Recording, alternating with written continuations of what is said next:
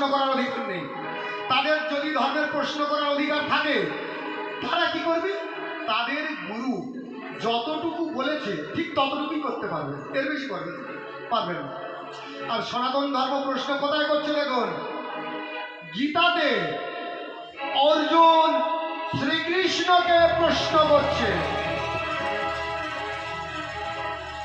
আপনি বলছেন আপনি পরমেশ্বর, আপনি বলছেন আমি সূর্যকে জ্ঞান দিয়েছি, আপনি তো কদিন আগে জন্মগ্রহণ করেছেন, আপনি বললেন আমি মেনে নেব। 745টা শ্লোকের মধ্যে দিয়ে অর্জুনকে বোঝানো হয়েছে প্রশ্ন আর উত্তর। এখানে শেষ নয়, আপনারা উপনিষদে যাবেন, শিষ্য গুরুকে প্রশ্ন করছে কেন মহাভারত পড়ব, কেন গীতা পড়ব, কেন রামায়ণ পড়ব। আবার তন্ত্রে গিয়ে দেখবেন পার্বতী শিবকে প্রশ্ন করছেন আপনি যা বলছেন আমরা কেন মেনে নেব, আপনি তার উত্তর দিন। এই হলো প্রশ্ন করার অধিকার একমাত্র সনাতন ধর্ম ছাড়া কোনো ধর্ম পাবে না। এই 2 নম্বরে যখন বলবো তখন আপনারা বুঝবেন যে সনাতন ধর্ম কত ঊর্ধ্বে। এই যে কাছে ওই যে দূরে যা কিছু সব বিশ্বে আছে, এই যে কাছে ওই যে দূরে যা কিছু সব বিশ্বে আছে, এই যে কাছে ওই যে দূরে যা কিছু সব বিশ্বে আছে, তোমার দয়া সবার মাঝে, তোমার দয়া সবার মাঝে,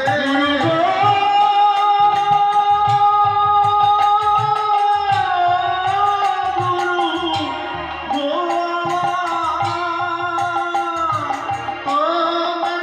দয়া সবার মাঝে, তোমার দয়া সবার মাঝে কোনো বর্তমান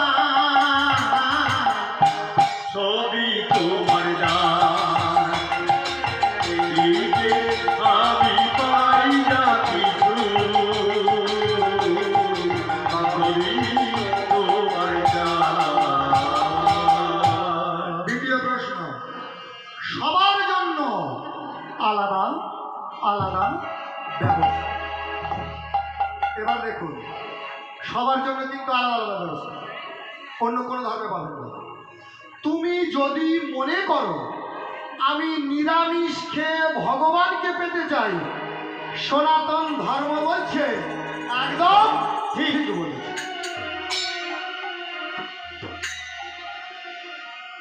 সনাতন ধর্ম বলছে তোমার জন্য বৈষ্ণব ধর্ম আছে। তুমি যদি মনে করো আমি নিরামিষ খাবো না, যা জুটবে তাই খাবো, আমি ঈশ্বরকে পেতে চাই, সনাতন ধর্ম বলছে একদম ঠিক বলেছে। প্রমাণ কোথায়? সনাতন ধর্ম প্রমাণ ছাড়া কথা বলবে না। সনাতন ধর্ম বলছে তুমি শাক্ত ধর্ম গ্রহণ করবে। তুমি বলছো আমি এসব বুঝি না, এসব কিচ্ছু করব না। আমার পিতা আমাকে এই পৃথিবীতে জন্ম দিয়েছে, আমি একমাত্র পিতাকে ঈশ্বর ভগবান বলে মানি, আর কাউকে মানি না। একদম ঠিক। সনাতন ধর্ম বলছে একদম ঠিক বলেছে। পিতা স্বর্গ পিতা ধর্ম পিতা হি পরমং তপ পিতরি প্রতিমা পণ্যে সর্বদেবতায় নমঃ। পিতা স্বর্গ পিতা ধর্ম পিতা হি পরমং তপ পিতরি প্রতিমা পণ্যে প্রিয়ন্তে সর্বদেবতায় নমো নমঃ। সনাতন ধর্ম একদম ঠিক। তোমার পিতাই স্বর্গ, তোমার পিতাই ধর্ম, তোমার পিতাই তো সব। তুমি বলছো না আমার মা আমাকে 9 মাস 9 দিন গর্ভে ধারণ করেছে। যদি ঈশ্বর ভগবান কেউ যদি হয়ে থাকে, একমাত্র আমার মা আছে। সনাতন ধর্ম বলছে তুমি একদম ঠিক বলেছ। জননী জন্মভূমিশ্চ স্বর্গাদপি গরীয়সী তৎগর্ভে জীয়তি সাক্ষাদীশ্বরী মা। তোমায় প্রণাম করি,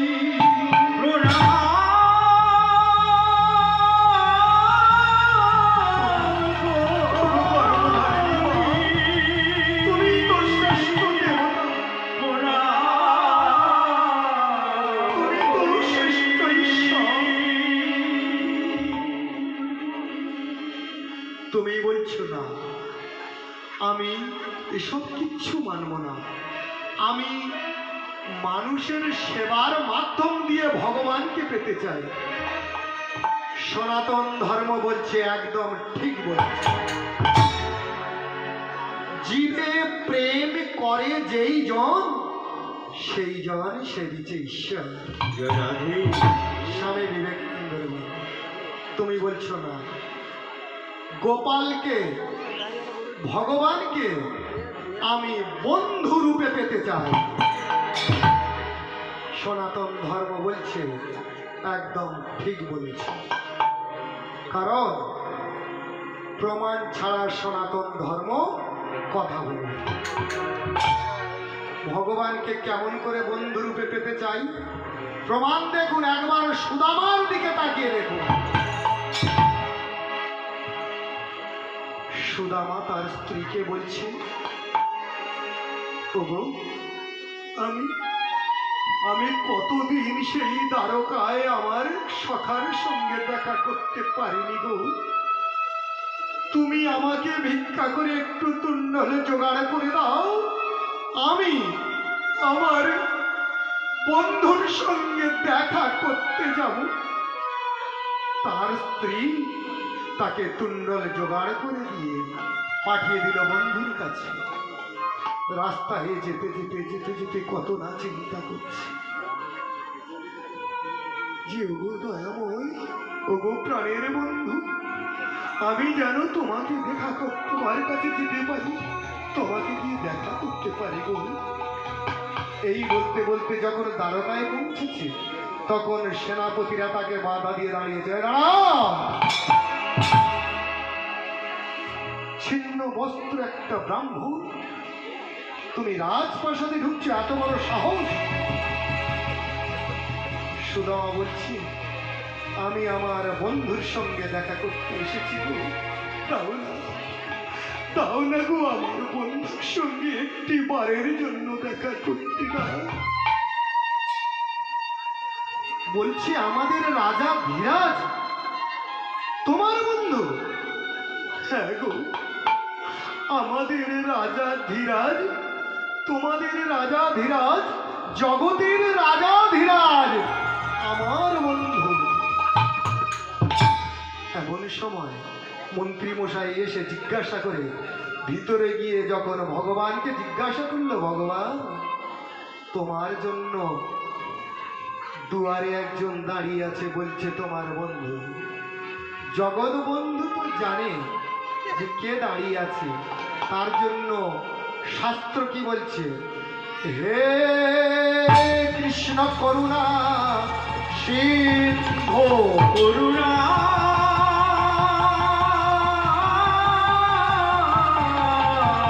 সিন্ধু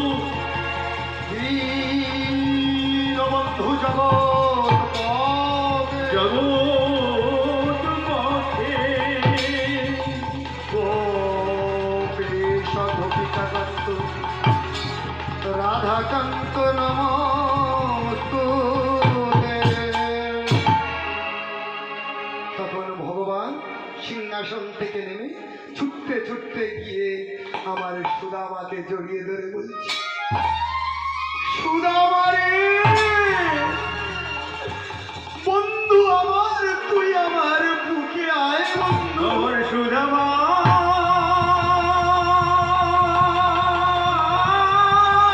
আমার প্রাণ জুড়িয়ে যায় রে সুদামা। আমার সুদামা আমার সুদামা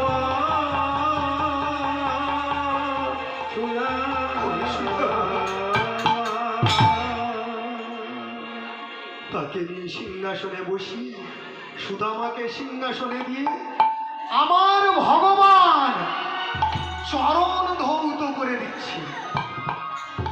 এমন ভগবান যে ধর্মে আছে, সেই ধর্ম ভগবানকে পাওয়া যাবে না, এই অবিশ্বাস কেন জন্মগ্রহণ করে আমি বুঝতে পারি। আমি বেনি মাধব কথা দিচ্ছি, আপনারা একটু ধৈর্য ধরে বসুন। আমি আপনাদের এমন থিওরি দিয়ে যাব, যদি বলেন তুমি ভগবানকে দেখেছো সেটা পরের গল্প। ভগবানকে কিভাবে পাওয়া যায় এবং এক পক্ষ কালের মধ্যে তুমি যে দেবদেবীর পূজা করো, যে দেবদেবীর আরাধনা করো, সে যদি না তোমাকে স্বপ্নে দেখা দেয়, আমি বলছি কীর্তন ছেড়ে দেবে। তার জন্য মাকে একটু বসে থাকতে হবে, কারণ আমাকে একটু এগিয়ে নিয়ে যেতে হবে।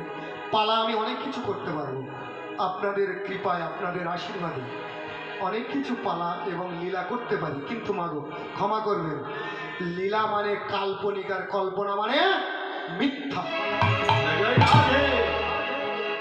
দেখুন এইখানে একটু রেখে একটু এগিয়ে যাচ্ছে, কি বলছে? আপনারা অনেকে একটা পালা শুনে থাকবেন। কি পালা?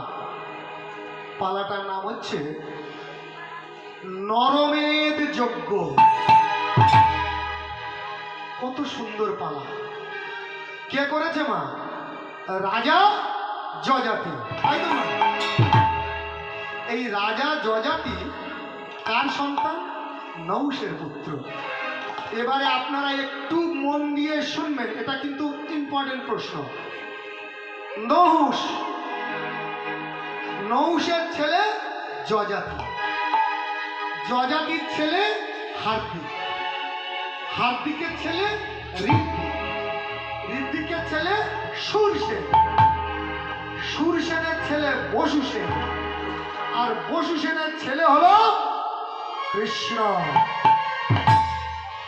বলুন, যযাতি যখন নরমের যজ্ঞ করছে, তখন একটা কৃষ্ণ বলা ছেলেকে যজ্ঞে আহুতি দিতে হবে, আর কৃষ্ণর জন্ম হচ্ছে 7 পুরুষ পরে।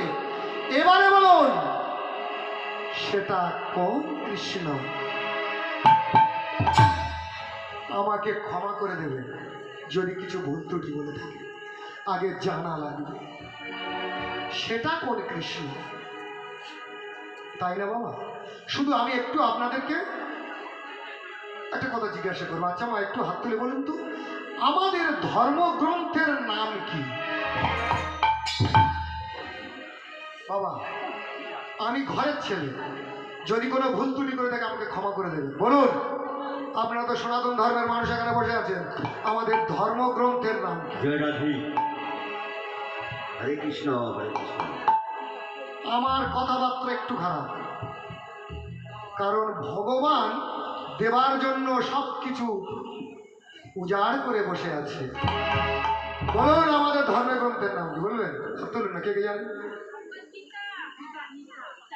কত সুন্দর কথা বলেছে। গীতা কিন্তু দাপরে, আপনারা একে চন্দ্রটা পড়ুন। বেদ হলো আমাদের সর্বশ্রেষ্ঠ ধর্মগ্রন্থের নাম। রাধে, গীতা তো অনেক পরে এসছে। বেদ, এই দেখুন, আমরা সনাতন ধর্মের মানুষ হয়ে আমরা আমাদের ধর্মগ্রন্থ কথা ভুলে গেছি। আচ্ছা বলুন, আমাদের হিন্দু বলা হয় কেন? রামায়ণ, মহাভারত, 18টা পুরাণ, গীতা, ব্রহ্ম বৈবর্ত পুরাণ, কালিকা পুরাণ, কোন জায়গায় হিন্দু কথাটা লেখা আছে দেখাতে পারবেন? যদি দেখাতে পারেন আমি কীর্তন ছেড়ে দিয়ে চলে যাব। তাহলে আমাদের হিন্দু বলা হয় কেন আগে জানা লাগবে। বলেছি 3 ঘন্টায় 4 ঘন্টায় কীর্তন হয়, ম্যাক্সিমাম 13 থেকে 14 ঘন্টা দিলে সামান্য একটু বলতে পারবো, সামান্য। এত সোজা সনাতন ধর্ম না, সনাতন ধর্ম এত ছেলেখেলার ধর্ম না। আর সনাতন ধর্ম নিয়ে যেসব কীর্তনিয়া লীলা করছে এসব ফাজলামো কীর্তনিয়া না। আগে সনাতন ধর্মকে জানতে হবে। আমি তাই অনুরোধ করবো আপনারা একটু বসে থাকবেন, শুধু আমাকে ক্ষমা করে দেবেন যদি আমার মুখ থেকে কোনো এমনি যাতা কথা বেরিয়ে যায়। তাহলে আমাদের হিন্দু কথা বলা, আমাদের হিন্দু বলা হয় কেন? ইসলামদের কাছে যান, কোরআনে দেখবেন তারা মুসলমান। খ্রিস্টানদের বাইবেলে খ্রিস্টান, ওই আমাদের গীতা, রামায়ণ, মহাভারত, বৈবর্ত পুরাণ, কালিকা পুরাণ দেখাতে পারবেন?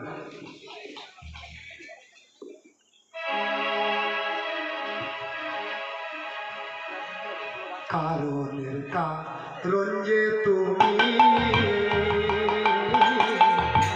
গুণ সম্পত্তি উৎস, কারণের কারণ যে তুমি জগতি উচ্চ ভূমি।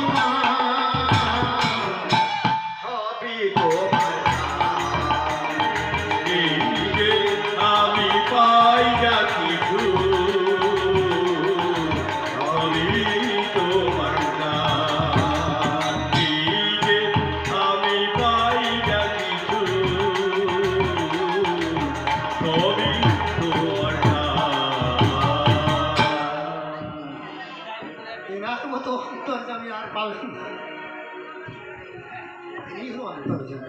তাহলে আমাদের এগুলো জানা লাগবে। এই প্রশ্নগুলো দিয়ে দিয়ে যাচ্ছি, মনে রাখবেন। এবারে মা, ভগবানকে পেতে গেলে কিভাবে পাবেন আমি একটু উদাহরণ দিয়ে যাই, কথাটা লাস্টে বলবো। দেখবেন আমাদের 24 ঘন্টায় রাত দিন, ভালো করে ভাববেন। আমাদের সরকারি নিয়ম হচ্ছে 8 ঘন্টা ডিউটি করা, একদম ঠিক। কিন্তু বেসরকারি নিয়ম হলো 12 ঘন্টা ডিউটি করা। তো আপনি 12 ঘন্টা আপনার সংসারের জন্য খাটুন, শরীর বাঁচানোর জন্য 8 ঘন্টা ঘুমান। 12 8 20 ঘন্টা, 8 ঘন্টার বেশি ঘুমাতে পারবেন না। তাহলে এখনো হাতে 4 ঘন্টা, 1 ঘন্টা আপনি আরো অন্যান্য কাজে ব্যবহার করুন, থাকে 3 ঘন্টা। এই 3 ঘন্টা ভগবানের জন্য সময় দিন। এই 3 ঘন্টা কেন জানেন মাগো? এই 3 ঘন্টা নিয়ে যদি আমি কথা বলি 3 দিন লাগে। দেখবেন মহাভারতের যুদ্ধে